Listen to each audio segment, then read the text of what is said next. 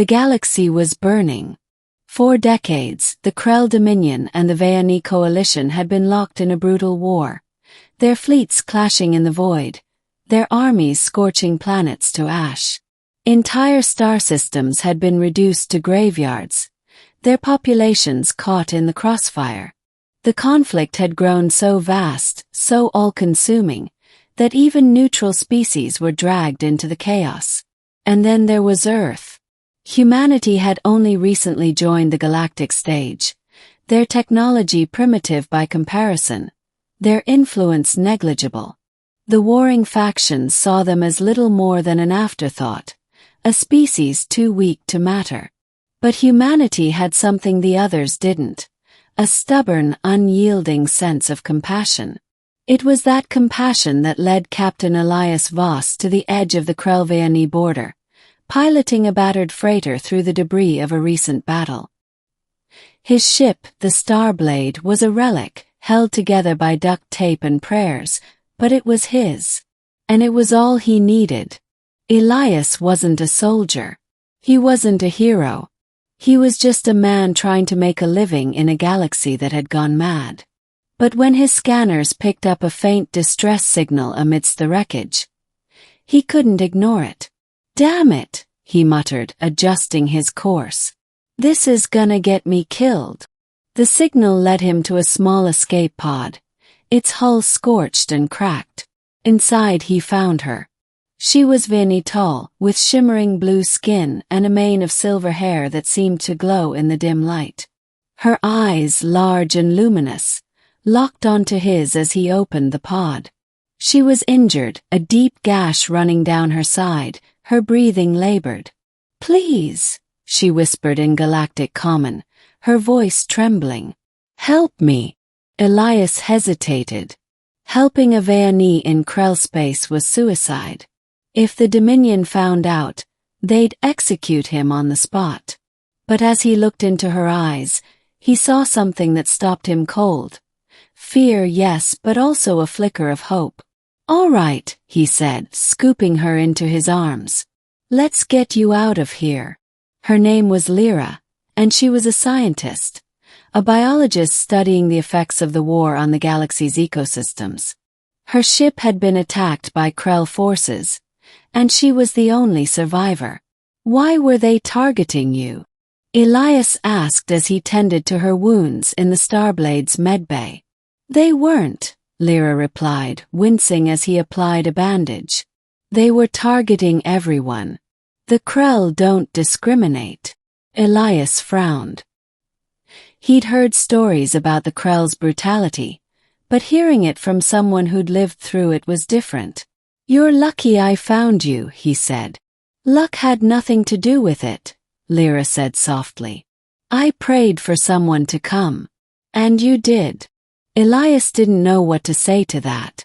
Over the next few days, Lyra began to recover. She was fascinated by Elias, by his humanity. She'd never met a human before, and she was full of questions. "Why did you help me?" she asked one evening as they sat in the Starblade's cramped galley. Elias shrugged. "Seemed like the right thing to do." "But you risked your life," Lyra pressed. "For a stranger. For an alien." "So," Elias said, "you needed help. Could help. End of story." Lyra stared at him, her luminous eyes searching his face. "Your species is remarkable." Elias chuckled. "We're just people, Lyra. Same as you." "No," she said. "You're not." Their journey was fraught with danger. Krell patrols were everywhere, and the Starblade was no match for their warships. More than once, they had to hide in the shadow of a derelict station or dive into an asteroid field to avoid detection. But through it all, Elias never wavered. He was determined to get Lyra to safety, no matter the cost. "Why are you doing this?" Lyra asked one night, her voice barely above a whisper. "You could have left me. You still could. It would be easier." Elias looked at her, his expression serious. "Maybe. But it wouldn't be right. Lyra's eyes filled with tears. "Thank you," she said, "for seeing me as a person, not an enemy." Elias reached out, gently wiping a tear from her cheek. "You're not my enemy, Lyra. You never were." Their destination was a Veoni outpost on the edge of neutral space. It was a risky move. Elias would be walking into enemy territory, but it was the only place Lyra would be safe. As they approached the outpost, Elias's heart raced. This was it. The moment of truth. "Are you sure about this?" Lyra asked, her hand resting on his arm. "No," Elias admitted. "But it's the only way." The outpost's defenses locked onto the Starblade as soon as they entered range. A voice crackled over the comms, demanding their identification. "This is Captain Elias Voss of the Starblade," he said, his voice steady. "I have a Veoni citizen on board. She needs medical attention." There was a long pause. Then, "Stand by for docking instructions." Elias let out a breath he didn't realize he'd been holding. The Veoni were wary of Elias, but they took Lyra in without question. As she was led away by medics, she turned to him one last time. "Thank you," she said, her voice breaking. "For everything." Elias nodded, his throat tight. "Take care of yourself, Lyra." And then she was gone. Elias didn't stick around. He knew the Veoni wouldn't harm him, not after what he'd done, but he also knew he wasn't welcome. He returned to the Starblade and set a course for the nearest neutral port. As he flew through the stars, he couldn't help but think about Lyra, about the war, about the galaxy he called home. It was a broken place, full of pain and suffering, but it was also full of people like Lyra, people who just wanted to live to survive. And as long as there were people like that, Elias knew there was hope.